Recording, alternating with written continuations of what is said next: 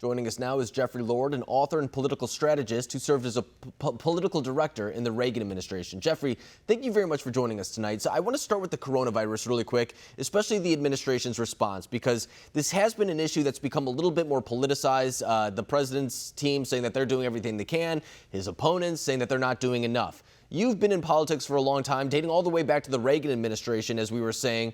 Is there anything that the Trump administration is doing that's different than prior presidents?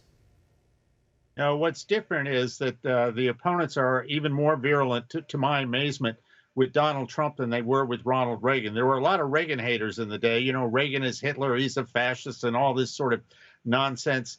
They're doing this kind of thing in spades to Donald Trump with everything he touches, almost. And I mean, this is a very, very dangerous thing to do with this disease. I mean, you've got to get straight shooting.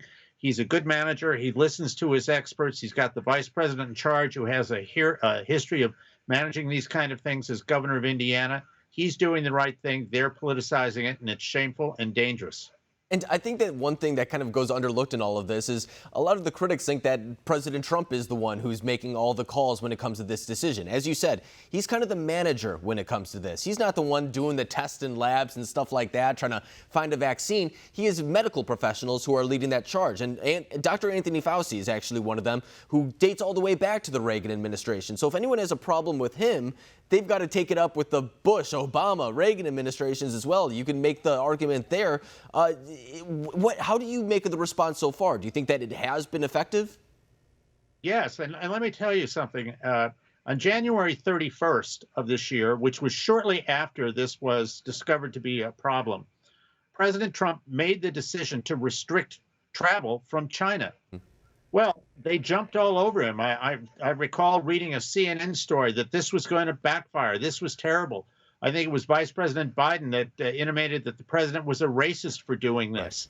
You know, and all of a sudden now, CNN itself is restricting the travel of its own employees. Of course, this is just plain old common sense, but people keep trying to make a political football out of this. And as I say, it's dangerous. It is dangerous. And to your point, too, I mean, this is one of those situations where sometimes politics is silly and it doesn't matter. This one does matter. People are going to die from this virus, and I think it's something that we should be taking seriously, and you just can't do it effectively when politics gets infused into it. But I think that this speaks about something a little bit more broad going into 2020. That's why they're trying to hurt the president going into this. They know that the economy right now is kind of flailing. They know that that's the best chance to unseat President Trump if we do hit a recession, if we do hit a flailing economy. Do you think that this is going to be something that they do weaponize going into 2020? Absolutely. And you know, they're pretty ruthless with this. And I noticed the media, the market went up yesterday, and they attributed it to Joe Biden's win on Super Tuesday. I think the market is down now. I'm wondering whether they'll attribute that to Joe Biden's win on Tuesday. Right.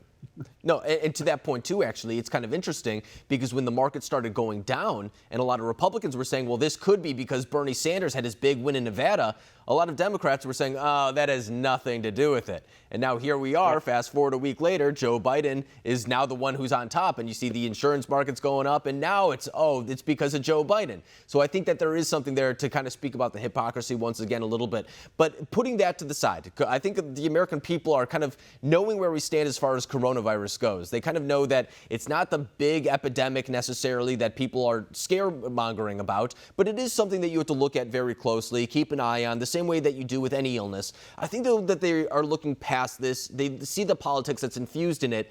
So I want to ask, going into 2020, what do you think that the big issue for Republicans is going to be? Because it's not going to be coronavirus, but it may be the economy. Yeah, it's always the economy. My experience is, unless there's some complete and utter foreign disaster along the lines of World War II, the economy is always the issue, and for the obvious reason. You've got millions of Americans out there with jobs in this economy, but with families, with kids to educate, they've got to pay their bills. And so a good economy is the first thing they look to when they're electing a president.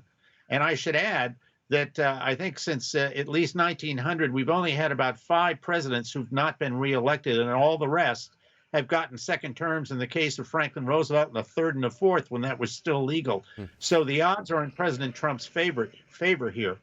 I think you're right. And it's interesting, too, because going into this, when this coronavirus was kind of first surfacing, the reports of it, I should say, I was thinking that this could help Bernie Sanders. He's the one who's kind of made the argument about everyone having health care, everyone being covered. This is actually one of the situations that kind of plays into his wheelhouse a little bit. But now we see that Joe Biden's surging a little bit. And the matchup with Joe Biden is a little bit more complicated for me because I don't necessarily know what he's running on. I know it's not as extensive of a health care policy. I know that he's going to have a hard time making an economic argument. Which one of those candidates do you think poses a bigger threat to President Trump?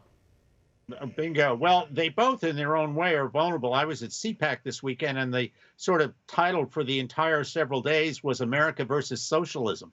I think there were a lot of people there that would just love to have Bernie Sanders emerge as the nominee so we could finally have this discussion of socialism versus capitalism. Joe Biden is going to run as Joe Biden, but the problem for him, we're going to get very quickly into the details of the swamp. You know, I have this book out, Swamp Wars.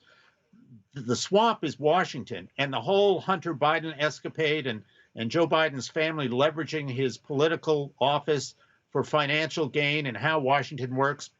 You can bet that President Trump, if Joe Biden is the nominee, will make that a huge issue. I mean, there's a lot of votes that you could look at, too. I mean, his vote on the Iraq War, his willingness to cut Social Security.